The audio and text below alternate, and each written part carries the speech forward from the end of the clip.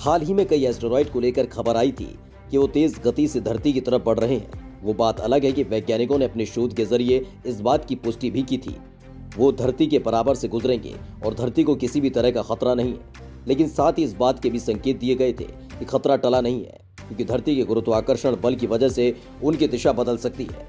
लेकिन इस खतरे के बीच इटली ने एक तरीका सुझाया है जिसने पूरी दुनिया का ध्यान इटली की तरफ खींचा है।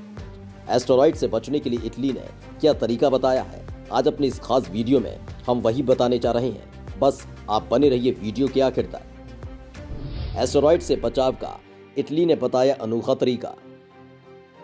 दरअसल हर वक्त एस्टेरॉइड का धरती से टकराने का खतरा बना रहता है।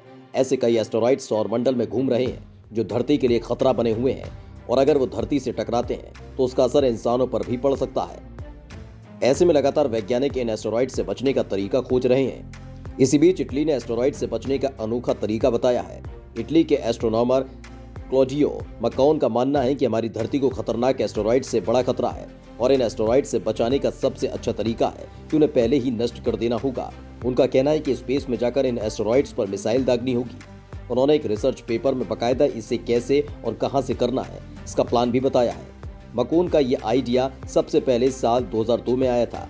वे बताते हैं कि स्पेस में तैनात मिसाइलें कैसे एस्टेरॉइड्स का रास्ता बदल सकती हैं।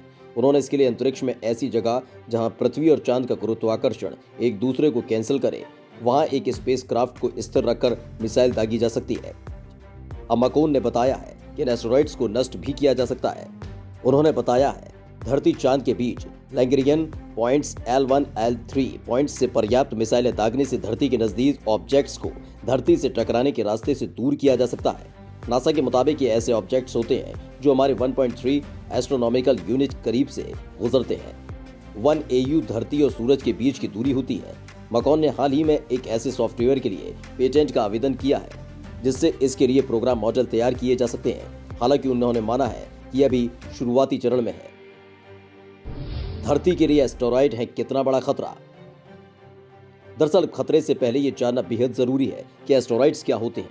दरअसल एस्टेरॉइड्स वे चट्टानें होती हैं जो किसी ग्रह की तरह ही सूरज के चक्कर काटती हैं, लेकिन ये आकार में ग्रहों से काफी छोटी होती हैं। हमारे सोलर सिस्टम में ज्यादातर एस्टेरॉइड्स मंगल ग्रह और बृहस्पति यानी मार्स और जुपिटर की कक्षा में एस्टेरॉइड्स बेल्ट में पाए जाते हैं।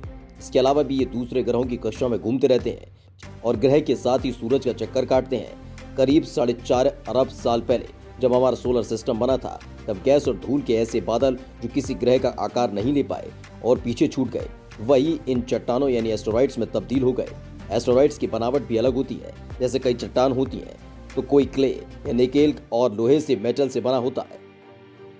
हमारा सोलर सिस्टम और ग्रह कैसे बने, इस राज की तह तक जाने के लिए एस्टेरॉइड्स की स्टडी बेहद अहम होती है। जितना बड़ा ये चट्टान का टुकड़ा होगा, खतरा भी उतना ही बड़ा होगा। वैसे तो धरती के ज्यादातर हिस्से पर पानी है, लेकिन अगर इन एस्टेरॉइड्स की चाल में अंतर आ गया और ये धरती की तरफ बढ़े तो खतरा बढ़ जाएगा। और अगर ये किसी रिहायशी इलाके में गिरा तो अपने साइज के हिसाब से उतनी ही बड़ी जनहानि को अंजाम दे सकते हैं। ऐसे में वैज्ञानिक लगातार एस्टेरॉइड्स की दिशा और चाल पर नजर बनाए रखे हैं, जिससे वक्त रहते इस खतरे से बचा जा सके।